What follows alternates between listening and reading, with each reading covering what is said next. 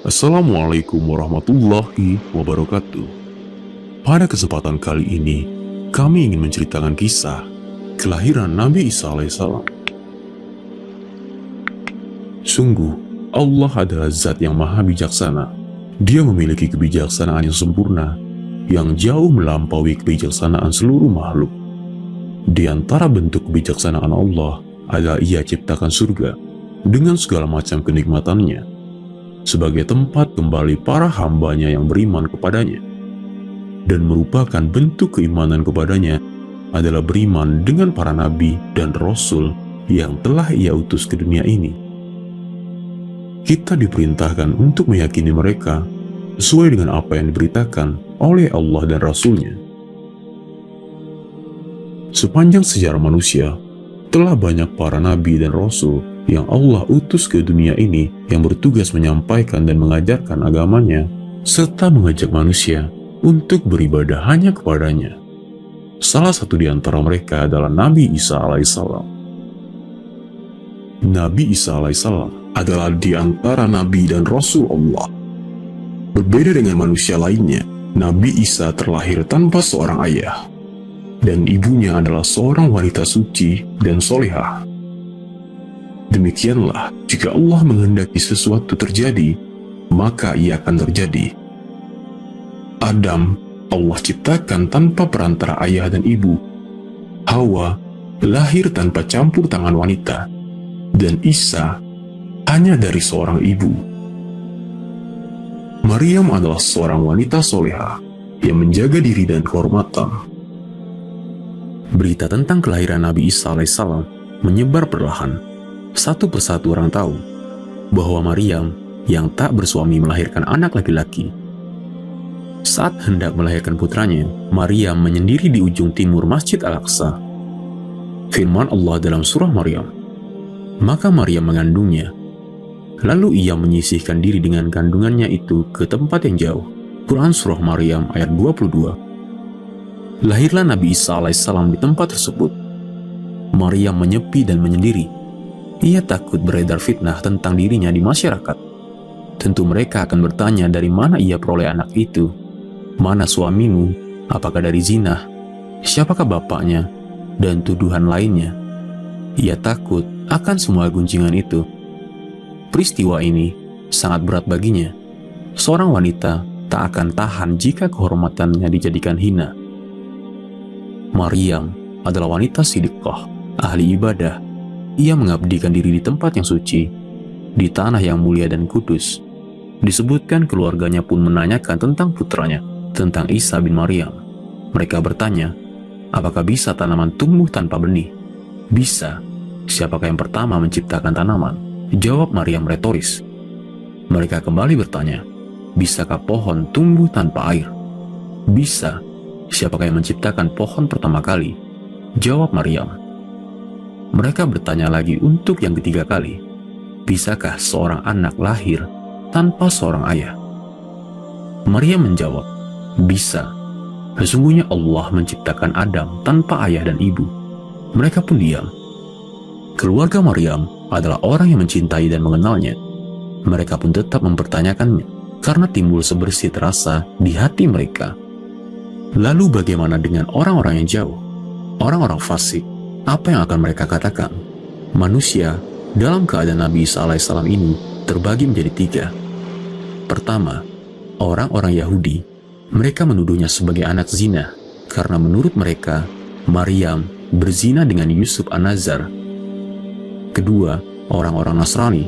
Mereka menganggap Isa sebagai anak Allah, dan maha suci Allah dari yang demikian. Ketiga, orang-orang Islam.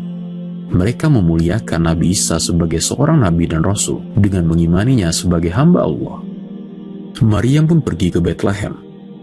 Saat sampai di sana ia berucap, aduhai, alangkah baiknya aku mati sebelum ini dan aku menjadi barang yang tidak berarti lagi dilupakan. Quran surah Maryam ayat 23. Ia berharap seandainya mati karena beratnya keadaan. Lalu Allah Subhanahu wa Ta'ala menghibur Maryam dengan firman-Nya, maka menyerunya dari tempat yang rendah, jangan kamu bersedih hati. Sesungguhnya Tuhanmu telah menjadikan anak sungai di bawahmu, dan goyanglah pangkal pohon kurma itu ke arahmu. Niscaya, pohon itu akan menggugurkan buah kurma yang masak kepadamu. Maka makan, minum, dan bersenang hatilah kamu. Quran Surah Maryam, ayat 24 dan 26. Para ahli tafsir berbeda pendapat tentang siapa yang menyeru Maryam dalam ayat ini. Said bin Jubair, Ad-Dahaq, Amir bin Maimun, dan lain-lain menyatakan bahwa itu Jibril. Mujahid, Al-Hasan, dan lain-lain menyatakan bahwa Nabi Isa berbicara kepada Maryam. Ia menghiburnya. Wahai ibu, janganlah bersedih. Sang anak menunjukkan bahwa kelahirannya adalah mukjizat dan karunia dari Allah Subhanahu wa Ta'ala. Maryam pun menjadi tenang. Setelah merasakan ketenangan, Maryam pulang dan bertemu kaumnya. Mereka berkata, maka Maryam membawa anak itu kepada kaumnya dengan menggendongnya. Kaumnya berkata, hai Maryam, sesungguhnya kamu telah melakukan sesuatu yang amat mungkar. Hai saudara perempuan Harun, ayahmu sekali-kali bukanlah seorang yang jahat, dan ibumu sekali-kali bukanlah seorang pezina. Quran Surah Maryam ayat 27-28. Berbeda dengan keluarganya yang mempertanyakan keadaannya, orang-orang fasik langsung menuduh Maryam. Mereka cerca Maryam dengan telah melakukan sesuatu yang sangat mungkar, yakni perzinahan. Mereka bawa-bawa kedua orang tuanya yang baik-baik agar Maryam semakin malu dan menderita. Mereka tuduh Nabi Zakaria lah yang menzinainya. Tanpa pengadilan, mereka hakimi Zakaria dengan membunuhnya. Di antara mereka juga ada yang menuduh Yusuf An-Nazar, sepupu Maryam, adalah bapaknya Isa. Isa adalah bayi yang penuh berkah. Maryam mengetahui anaknya mampu berbicara dan bersaksi untuk mereka. Ia pun mengatakan, maka Maryam menunjuk kepada anaknya. Mereka berkata, bagaimana kami akan berbicara dengan anak kecil yang masih dalam ayunan? Quran Surah Maryam ayat 29. Isa alaihissalam memberikan jawaban dan persaksian, membantah tuduhan keji yang dilemparkan pada ibunya. Berkata Isa, sesungguhnya aku ini hamba Allah. Dia memberiku Alkitab atau Injil, dan dia menjadikan aku seorang nabi. Quran Surah Maryam ayat 30. Kalimat pertama dari lisan Isa menegaskan bahwa dia adalah hamba Allah Subhanahu wa Ta'ala, bukan anak Tuhan, sekaligus juga membantah tuduhan kaumnya terhadap ibunya. Ia membantah orang yang mengatakan anak Allah atau anak zina.